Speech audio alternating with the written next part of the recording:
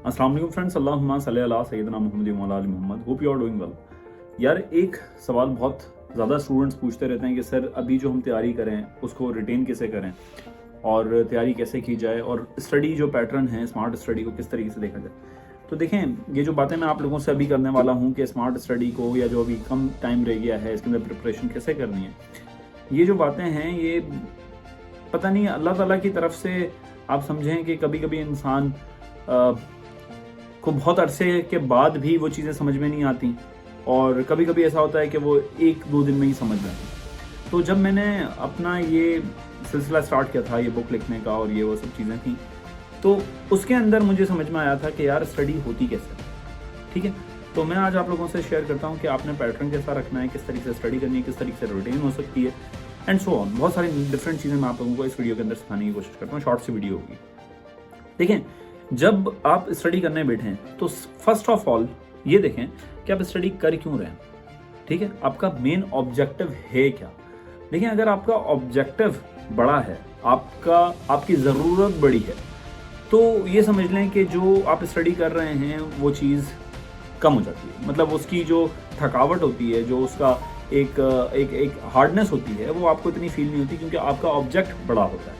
इसके एग्जांपल आप ऐसे ले लें कि अगर आपके पड़ोस में आग लगी हुई हो, ठीक है, और वहाँ पर आपका कोई दुश्मन रहता हो, ठीक है, तो आप क्या करेंगे, वहाँ पर आप फायर ब्रिगेड को बुला लेंगे अगर आप अच्छे इंसान हैं।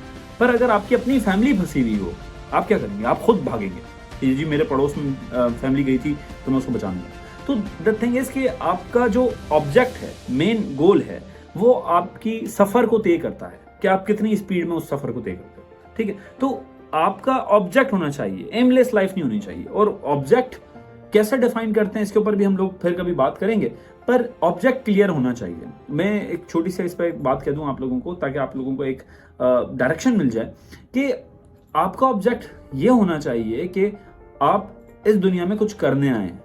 आप जानवरों वाली जिंदगी आपकी नहीं होनी चाहिए, एक इंसान की जिंदगी होनी चाहिए और एक एम, एक ऑब्जेक्टिव, एक जुनून होना चाहिए आपके अंदर कि जी मैंने कुछ करना है और मेरा नाम रहे, ताकि सदका जारिया रहे। मतलब उसको आप रिलीजियस पॉइंट ऑफ व्यू से भी जोड़ सकते हैं एंड सो ऑन, आप अपनी फैमिली के साथ जोड़ सकते हैं, पर एक वजह ढूंढ लें अपने ताकि आपको एक मोटिवेशन मिलती रहे। फिर दूसरी चीज़ ये कि आपने पढ़ाई करनी कैसे है और किस डायरेक्शन में करनी है।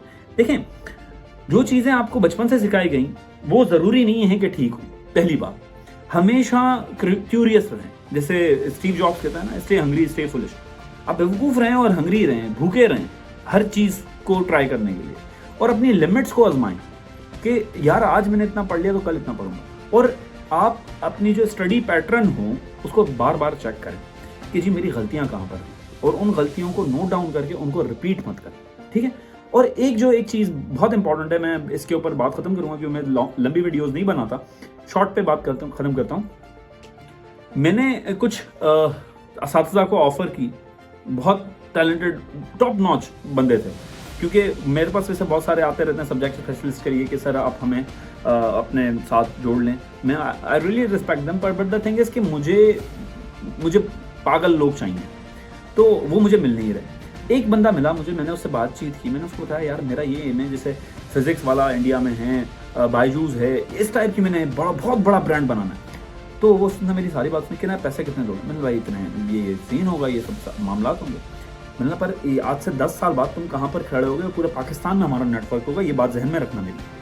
अगले दिन मेरी बात हुई यार अवैस इंसेंटिव बहुत कम है। द थिंग इज कि रैपिड सक्सेस, चाहे आपका एलीट हो चाहे आपका लोअर स्टाफ हो, सोसाइटी में पता नहीं कहाँ से ये हमारी आ गई कि आज काम करोगे कल मिलेगी। जिस बंदे को आप सुन रहे हो, अगर कभी मैं आप लोगों को बताऊंगा कि कितनी स्ट्रगल होती है आपकी किसी भी चीज़ के पीछे, आपको लोग क्या क्या कहते हैं, इससे फर्क नहीं पड़ता। रैपिड सक्सेस को छोड़ दें आप, कि आपको आज लगे कि 1 महीना 2 महीने 2 साल 10 साल, आप जिद हो जाए ना, आपकी जिद हो जाए कि भाई ये चीज़ मुझे चाहिए, मुझे और कुछ नहीं सुनना, ठीक है, तो वो चीज़ आपको मिलती है। तो ये जो जुनून है, ये आपका जो पैशन है, वो आपको जितवाता है।